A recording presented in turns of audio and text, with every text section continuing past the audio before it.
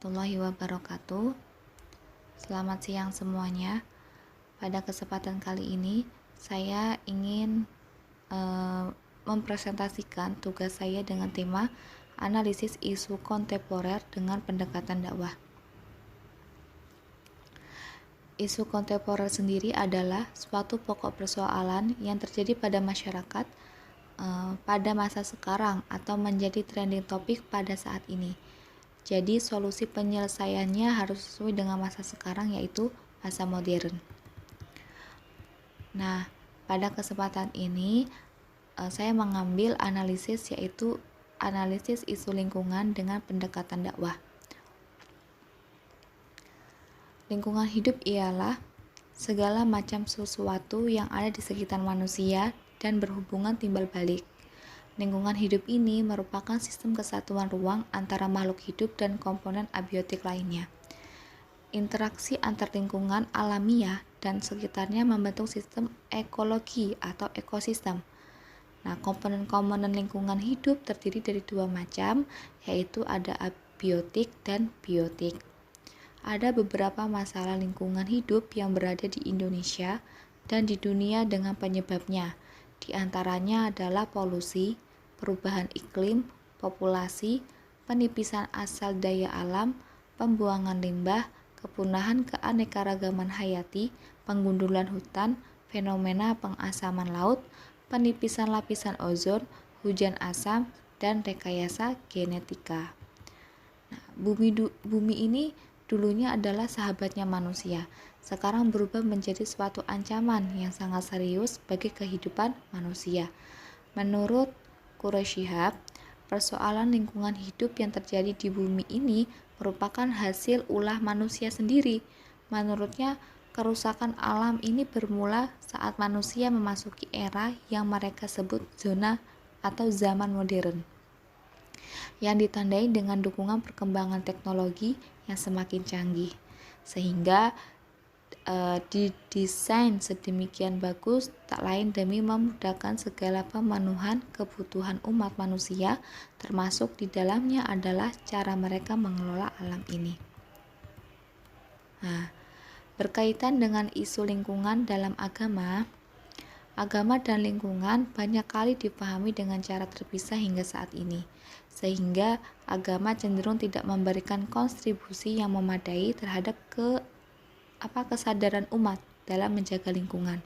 Padahal lingkungan dan agama ini merupakan suatu hubungan yang sama atau hubungan yang sama, khususnya pada kontribusi agama dalam menjaga dan melestarikan lingkungan hidup sekitarnya.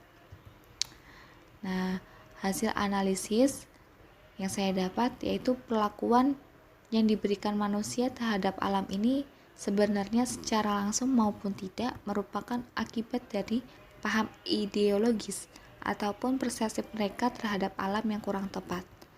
Dimulai dari sebuah pemandangan yang menganggap bahwa alam ini merupakan sebuah objek yang harus digunakan semaksimal mungkin. Terus juga menganggap bahwa manusia ini adalah ukuran dari segalanya. Seperti kerusakan, contohnya tuh seperti kerusakan mangrove, yaitu dan penebangan bakau yang beralih dari fungsi.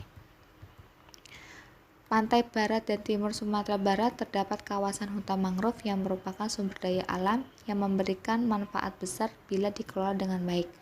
Namun terjadi alih fungsi kawasan hutan mangrove menjadi peruntukan lain seperti pemukiman, kawasan wisata pantai, tambak, bahkan perkebunan sawit.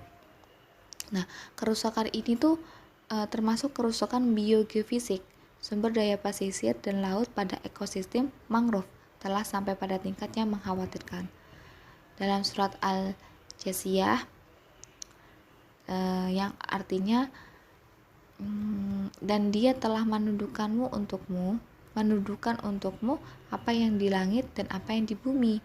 Semuanya itu sebagai rahmat darinya kepadamu. Sesungguhnya pada yang demikian itu benar-benar terdapat tanda-tanda kekuasaan Allah bagi kaum yang berpikir.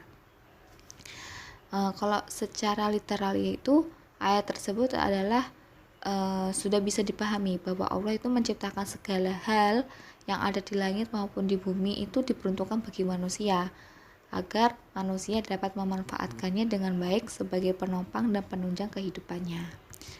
Quraish Shihab kemudian menafsirkan lagi ayat tersebut, mengatakan bahwa Allah yang menjadikan angin sehingga membuat kapal-kapal bisa berlayar sampai ke tempat tujuan, walaupun dengan muatan yang sangat berat. Allah menjadikan laut dengan berbagai macam kekayaan di dalamnya agar mereka dapat mengambil manfaat dari semua itu. Jelas bagi kita bahwa bumi yang terhampar luas Allah ciptakan ini bagi kita agar senantiasa arif dalam memanfaatkan sesuai dengan kebutuhan yang diperlukan tanpa melampaui batas, karena Allah tuh tidak menyukai dengan orang-orang yang melampaui batas karena ketamakan dan keserakahannya. Baik, kurang lebihnya mohon maaf. Assalamualaikum warahmatullahi wabarakatuh.